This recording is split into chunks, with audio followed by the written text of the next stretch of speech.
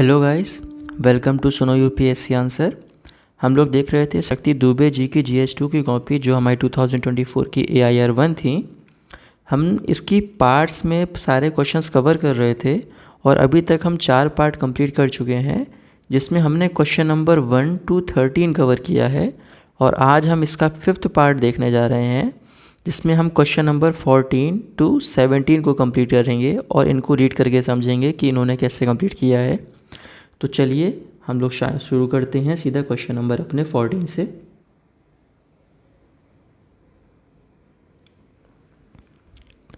चलिए 14 question. Governance of inter state rivers in India suffers from various issues due to conflictual federalism. Discuss.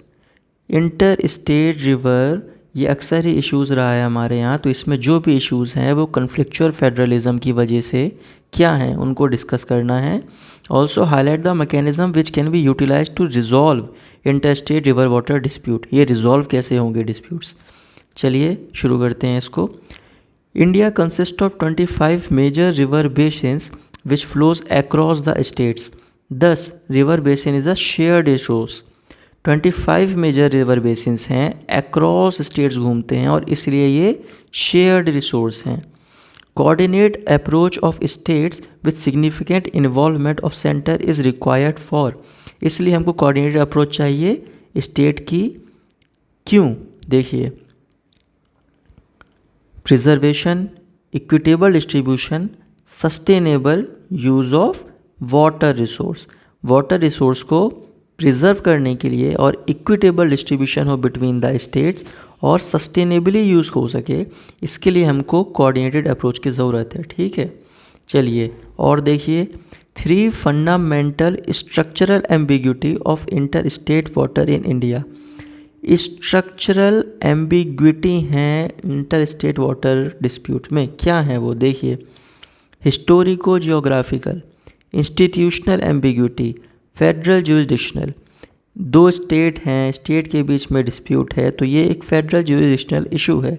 Institutional ambiguity, कौन सा institute करेगा, ये भी एक एम्बिग्यूटी है। और हिस्टोरिको जियोग्राफिकल भी एक इशू है कि भैया अगर एक स्टेट ये है एक स्टेट ये है, पहले यहाँ से पानी यहाँ जा रहा है, जैसे कावेरी वाटर है, तो फिर कौन सी स्टेट को कितना मिले, हिस्टोरिकली किसको मिलता था, जोग्राफिकली एरिया कहाँ ज़्यादा लाया कर रहा है, वो सारे इश्यूज़, ये सारी स्ट्रक्चरल एम्बिग्यूटी हैं। तो ये 3 पॉइंट्स आप प्लीज़ इनको याद कर लें, ये इंपॉर्टेंट हैं और ये आपको आसानी से मिलते भी नहीं हैं, आप इसको पढ़ते भी नहीं हैं। ठीक है, आंसर राइटिंग में आज हम इसको समझ लिए हैं।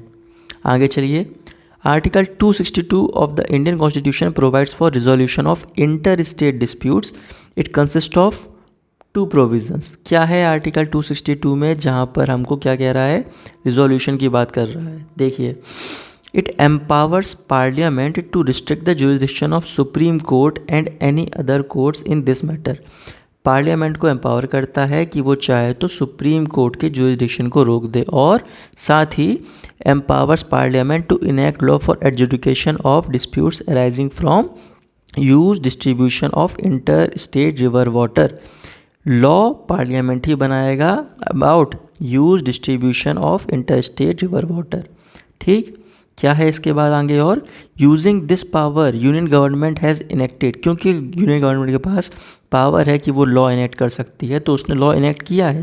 क्या एक एक्ट किया है, रिवर बोर्ड्स एक्ट 1956 और inter state river disputes act 1956।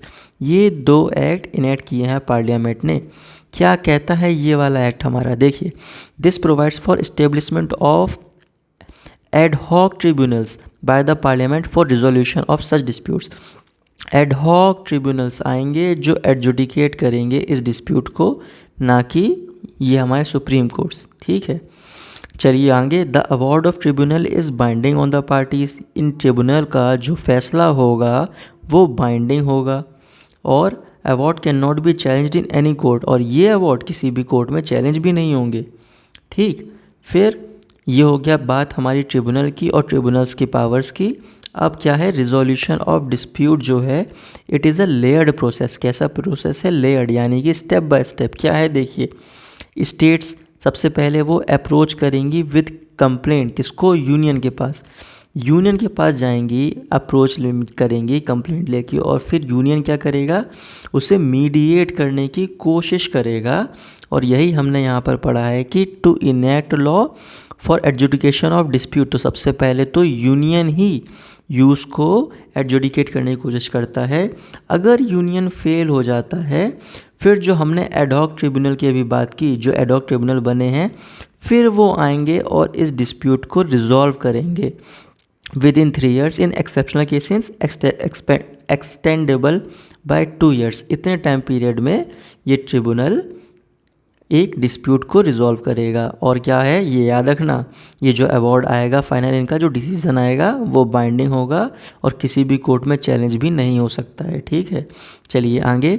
Issues with dispute resolution. क्या है इश्यूज़ डिस्प्यूट रिजोल्यूशन के साथ? डिस्प्यूट रिजोल्यूशन तो है पर इश्यूज़ भी हैं। क्या? कन्फ्लिक्चुअल federalism. Water is a subject under state list, while interstate disputes are under union jurisdiction, creating conflict. Water भैया स्टेट लिस्ट के अंदर है, लेकिन फिर भी एडजुडिकेशन की बात आई तो यूनियन करता है, ये कन्फ्लिक्चुअल है। फिर interference of judiciary through way of special leave petition. कहा तो है कि जुडिशरी इसमें दखल अंदाज नहीं करेगा, पर अगर आप स्पेशल लीव पिटीशन से जाओगे तो जुडिशरी भी इसमें स्टेप इन कर सकता है। फिर organisational and structural issues with tribunal. Structural और ऑर्गेनाइजेशनल इशूज़ हैं इस ट्रिब्यूनल के अंदर। Huge delay in adjudication of disputes. Delay बहुत होता है, जैसे कि कावेरी रिवर डिस्प्यूट, आप अगर देखो इसका वाटर डिस्प्यूट सालों से चला आ रहा है। आप न्यूज़पेपर खोलो, हर साल बार बार ये रिपीटेटिव चला ही आ रहा है। ठीक है, ये डिले भी होता है। फिर इसीलिए लास्ट में कंक्लूजन क्या है conclusion? Thus, there is a need for institutional reform of these tribunals को रिफॉर्म चाहिए to ensure speedy and effective disposal of cases. Answer यहाँ कंप्लीट हुआ, बट वेट, वापस रिविजिट करो और एक बार इसके स्ट्रक्चर को दोबारा से देख लो। इंटर स्टेट रिवर वाटर का क्वेश्चन है, कन्फ्लिक्चुअल फेडरलिज्म है, क्या है और ये रिजॉल्व कैसे होगा, इश्यूज़ और रिजॉल्व। ठीक, तो क्या किया हमने यहाँ पे, हमने पहले पेज में डिस्क्राइब किया ये रिवर वाटर को, कैसे ये रिसोर्स है और कैसे कोऑर्डिनेटेड अप्रोच चाहिए और क्यों चाहिए। स्ट्रक्चरल एम्बिग्यूटी क्या है, ये पूरी बात रिवर की है और उनके रिलेटेड इंस्टीट्यूशंस की है। फिर क्या है, आर्टिकल 262 की बात की कि कॉन्स्टिट्यूशन क्या पावर प्रोवाइड करता है पार्लियामेंट को, तो पार्लियामेंट ये करेगी और फिर पार्लियामेंट ने ही 2 एक्ट बनाए हैं, उस एक्ट के अंदर ट्रिब्यूनल है। ट्रिब्यूनल किस तरह से फंक्शन करता है? ट्रिब्यूनल इस तरह से फंक्शन करेगा कि जब यूनियन फेल हो जाएगी तब ट्रिब्यूनल आएगा, और कुछ इश्यूज़ भी बता दिए हैं। इश्यूज़ 3rd पेज में यहाँ ख़त्म किए हैं, और लास्ट में एक बढ़िया सा कंक्लूजन। इस स्ट्रक्चर को समझो, याद करो, और अपनी लक्ष्मीकांत की किताब आप उठाइए, उसमें याद करिए इस चैप्टर को। इंटर स्टेट रिवर वाटर का आपको एक यूनिट मिलेगा, तो उसको रीड करिए और फिर वापस से इस आंसर में आइए, और फिर आप 10 मिनट लगाइए, 15 मिनट लगाइए और इस आंसर को आराम से लिखने की कोशिश कीजिए। ठीक है, चलिए, और यही आपको आने वाले आगे क्वेश्चंस में भी करना है। ठीक, क्वेश्चन नंबर 15 को रीड करते हैं, देखिए क्या है। A dysfunctional criminal justice system.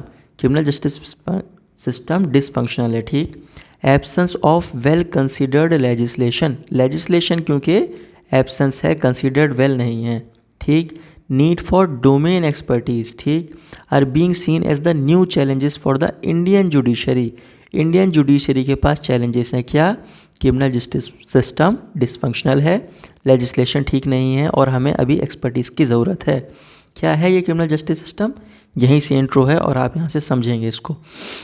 Criminal justice system is a collection of institutions, agencies and processes of checks and balances in the checks the crimes in the country। तो criminal justice system बात करता है to check the crime in the country। ठीक है, तो क्या issues हैं criminal justice system के में? देखिए, डेटा को पढ़िए और डेटा से समझिए कि क्या issues हैं। According to prison statistics of 2015, more than 65% of inmates in prison are under trial। अभी वो under trial ही हैं, फाइनल कोई डिसीजन हुआ नहीं है। more than 65% हैं ऐसे। This leads to gross injustice, इसलिए ये इनजस्टिस है और failure of criminal justice system है। फिर there are 30 million pending criminal cases, कितने केसेस पेंडिंग हैं? 30 मिलियन। और फिर अकॉर्डिंग टू NCRB डेटा क्या है? More than 80% of registered crime convicts have been set free due to loopholes in the system. More than 80% criminal तो free हो जाते हैं, क्यों? Because there is loophole in the system. फिर 114% of occupancy rate of prison leading to overcrowding. Prison 114% भरा हुआ है, more then 100%, कितना ज़्यादा, ठीक। Huge delays in resolution of cases, bar bar delay होता है, इसलिए अपने यहाँ जो डायलॉग भी है क्या? तारीख पे तारीख। Increased crimes within the prisons, prison के अंदर भी क्राइम होते हैं। फिर 10 criminal justice system of India has failed to serve the purpose, और इसीलिए क्रिमिनल जस्टिस सिस्टम फेल है और ये अपना पर्पस सर्व नहीं कर रहा है, ठीक है। तो कितने पॉइंट्स बताए? ये 5-6 पॉइंट्स हमने बताए हैं, इनको पढ़िए और याद कर लीजिए। फिर रीज़न फॉर फेलियर क्या है? Outdated criminal laws belonging to colonial era, क्योंकि लॉज बहुत पुराने हैं। Lack of proper legislation reforming the IPCC and CRPC, ये रिफॉर्म नहीं था, लेकिन अब तो ये रिफॉर्म हो चुका है। लेटेस्ट हमको पता है BNS और BNSS से ये रिफॉर्म है, ठीक। इनएफिशिएंट जुडिशरी रही है। Huge prevalence of corruption, corruption एक बहुत बड़ा रीज़न है। हैंस में हमने ये तीनों बातें बता दी, क्या? कि डिसफंक्शनल क्रिमिनल जस्टिस सिस्टम है, लैक ऑफ एप्रोप्रिएट लेजिस्लेशन ठीक नहीं हुआ, और डोमेन एक्सपर्टीज़ नहीं है, इसलिए क्रिमिनल जस्टिस सिस्टम फेल हो रहा है। कलेक्टिवली इन तीनों ने क्या किया है? क्रिमिनल जस्टिस सिस्टम को फेल किया है। फिर वे फॉरवर्ड क्या हो सकती है अगर इतना सारा फेलियर है? क्या हो सकती है? देखिए, use of information communication technology for efficient and speedy delivery of justice, IC का यूज़ करिए, ICT का यूज़ करिए। फिर इंक्रीज नंबर ऑफ जजेस को बढ़ाइए ताकि स्पीडी डिस्पोजल हो सके केसेस का। To set up special criminal divisions within the courts for specialise disposal of case, ठीक, स्पेशल क्रिमिनल डिविजन्स को बनाइए। फिर set up ad hoc tribunals to look into the cases to clear up the backlog जो इतनी ज़्यादा, उसके लिए एडहॉक ट्रिब्यूनल्स भी बना सकते हैं। फिर कंक्लूड कर दिया गया है इश्यूज़ बताने के बाद, क्या कहा गया है? Article 21 right to justice as a fundamental right and hence there is a need for, काहे की नीड है? पुलिस रिफॉर्म की, प्रिजन रिफॉर्म की, CRPC और IPC की, जो तो मैंने अभी बताया, ये तो हो ही चुका है, BNS और BNSS। फिर जुडिशियल रिफॉर्म की भी।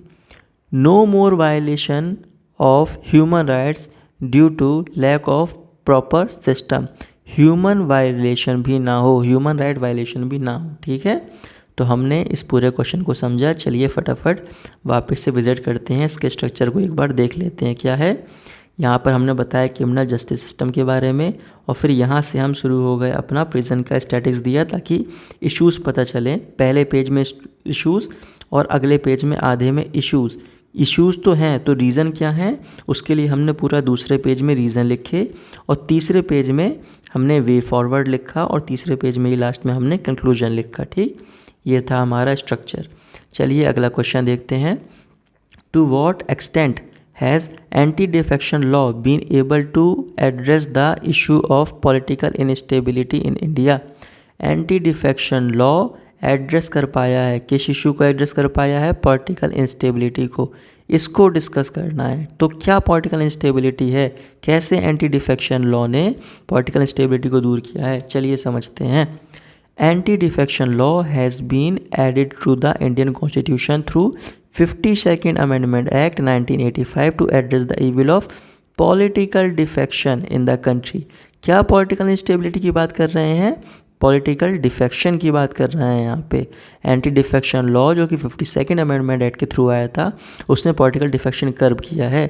ना जिसको ना पता हो व्हाट इज़ पॉलिटिकल डिफेक्शन, अगर हमारी कोई ए पार्टी है और वहाँ पर कोई MP इलेक्ट होके आया है और ये हमारी रूलिंग पार्टी थी, लेकिन यहाँ पे एक बी पार्टी भी एग्जिस्ट करती है, तो अगर हमारा ये MP जो इलेक्टेड MP है, अगर वो अपने किसी फ़ायदे के लिए बी पार्टी में चला जाए, अगर बी पार्टी में उसे अपना फ़ायदा दिख रहा है, तो पार्टी छोड़ के दूसरी पार्टी ज्वाइन कर लेना, ये होता है डिफेक्शन, यानी कि एमपी हमारे डिफेक्ट कर गए। ठीक है, तो ये होता है पॉलिटिकल डिफेक्शन। इस डिफेक्शन को रोकने के लिए एंटी डिफेक्शन लॉ बनाया गया। फिर रेलेवेंस क्या है एंटी डिफेक्शन लॉ का, देखिए, it has led to curbing of corruption and horse trading in politics. ये करप्शन होता था जब एमपी एक पार्टी से दूसरी पार्टी जाते थे, एमपी की खरीद फरोख्त होती थी कि एक पार्टी से दूसरी पार्टी में एमपी ना चला जाए तो दूसरी पार्टी उसको पैसा दे के अपनी पार्टी में बुला लेती थी। तो ये हॉर्स ट्रेडिंग रोकने के लिए। फिर increase political stability by ensuring allegiance of the party members to the party. अगर आप एक ही पार्टी में हो, दूसरे में आप नहीं जा पाओगे, तो ऑफकोर्स इस पार्टी की पॉलिटिकल स्टेबिलिटी बढ़ेगी, और कंट्री में पॉलिटिकल स्टेबिलिटी ज़रूरी है। तो एंटी डिफेक्शन ना हो तो क्या होगा, पॉलिटिकल स्टेबिलिटी बढ़ जाएगी। फिर increase accountability of political parties. अगर पॉलिटिकल पार्टी स्ट्रांग बनी रहेगी अपने एमपीज़ के साथ तो उसकी अकाउंटेबिलिटी भी बढ़ जाएगी। फिर decrease the instance of defection as it was prevalent in 1960s।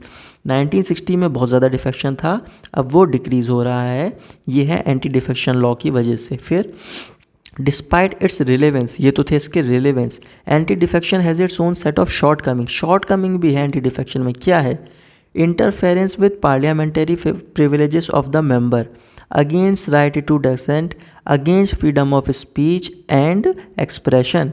क्या है, अगर एक एमपी है और वो ए पार्टी में है और वो बी में जाना चाहता है, क्यों जाना चाहेगा, फ़ायदे के लिए तो जाएगा, लेकिन क्या है, वो राइट टू डिसेंट भी है।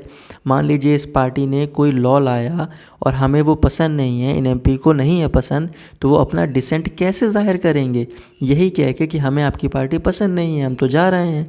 तो ये अगेंस्ट राइट टू डिसेंट है। अगर आप डिफेक्शन करने ही नहीं दे सकते, फ्रीडम ऑफ स्पीच नहीं है, आपका एमपी कुछ बोल नहीं पाएगा, और इसलिए ये इसके पार्लियामेंट्री प्रिविलेजेस का हनन है। और क्या है, decreased accountability of members to party due to conflicts. Conflict हो रहा है अगर पार्टी के बीच और एमपी के बीच, तो क्या है, अकाउंटेबिलिटी भी नहीं दिखाएगा फिर एमपी अपनी पार्टी के लिए। और क्या है, decrease innovation and constructive debates as members are bounded by party decision.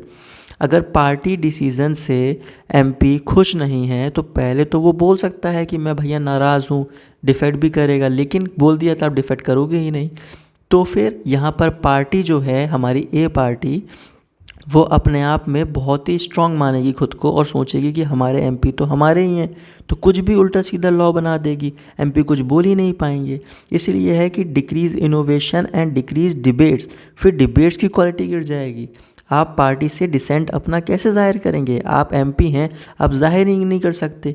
क्यों, क्योंकि आपके पास पॉलिटिकल जो लॉ बन गया है एंटी डिफेक्शन, आपके पास पावर ही नहीं रही। फिर क्या है, और though the law was enacted to tackle the evil of defection, it has led to I don't know what is this written, of democracy within the political system, curbing, okay, led to curbing of democracy within the political system। ये democracy को कर्ब करता है। फिर there is the need to reform the anti defection law in order to ensure its efficiency।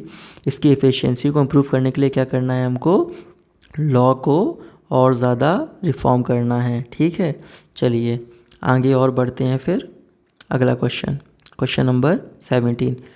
दो the Indian constitution provides a clear division of legislative powers between the union and states with each being supreme within the spheres allotted to them, the division of tilted towards the union. In this context, discuss the powers of the parliament to legislate on subjects in the state list। ठीक है, क्या है कि Indian constitution ने legislative powers दिया है union को भी और स्टेट को भी, और दोनों की पावर्स को अच्छे से डिवाइड किया है। लेकिन जो पावर हैं वो यूनियन के पास ज़्यादा हैं, और स्टेट के पास जो लॉ की पावर भी है, जो सब्जेक्ट्स हैं जिनमें वो लॉ बना सकता है, उसमें भी यूनियन बना सकता है कभी अभी।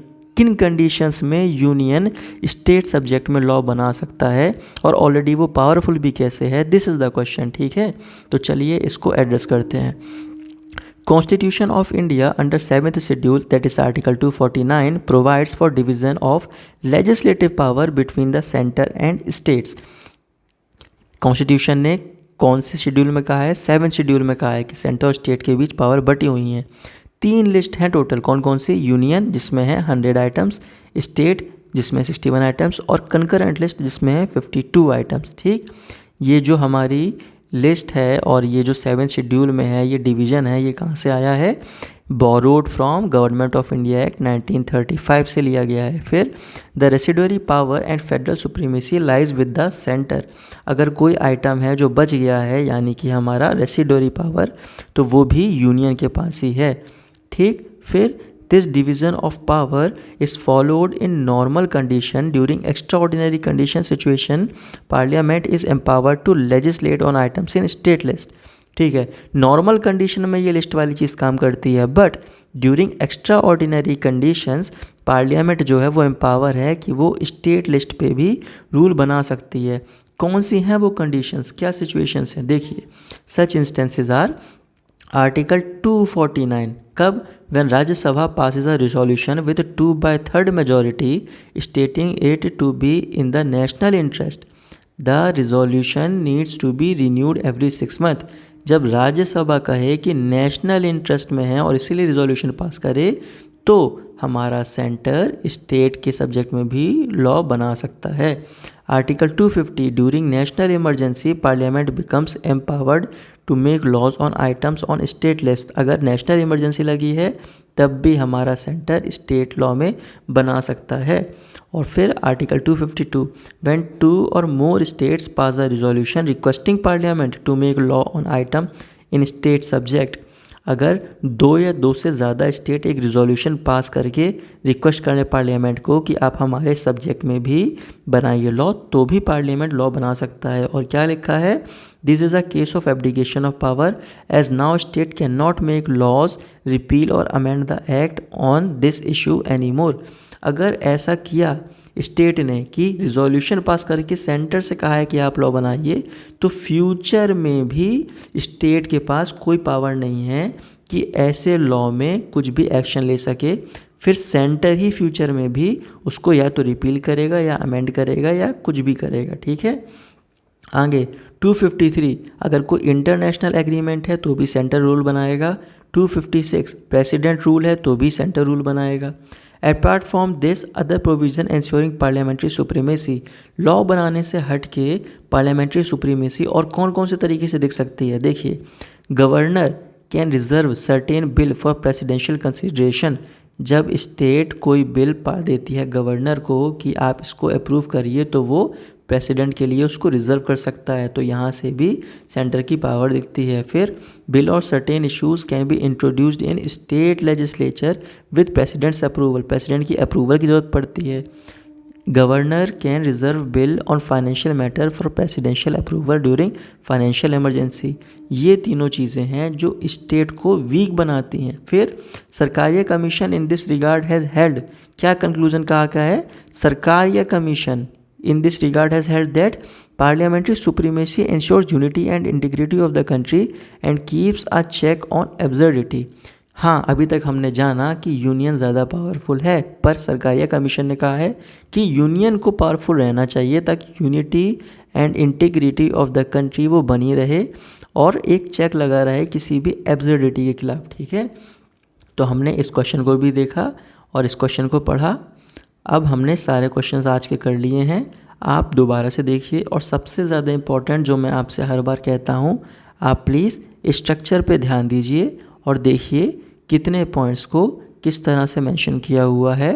इन सारे पॉइंट्स को आप अच्छे से एक बार याद करिए। ठीक है, पॉइंट्स को याद करिए, समझिए और फिर एक बार आधा घंटा बैठ के क्वेश्चंस की प्रैक्टिस कीजिए। थोड़ा बहुत जैसा भी जो भी आपसे बन पड़े आप लिखिए, क्योंकि ये एक बहुत लंबी जर्नी है।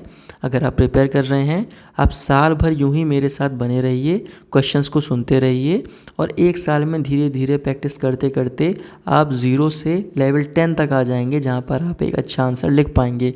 तो ऐसे ही बने रहिए, धीरे धीरे टूटा फूटा आंसर सुनते रहिए, प्रैक्टिस करते रहिए और आप आगे बहुत आगे जाएंगे। ठीक है, चलिए, थैंक यू। अगर आपको अच्छा लगा हो तो अपने फ्रेंड्स के साथ भी शेयर करिए और जल्दी ही मिलते हैं एक नए वीडियो में लास्ट पार्ट में और इस कॉपी को कंप्लीट करते हैं। Thank you.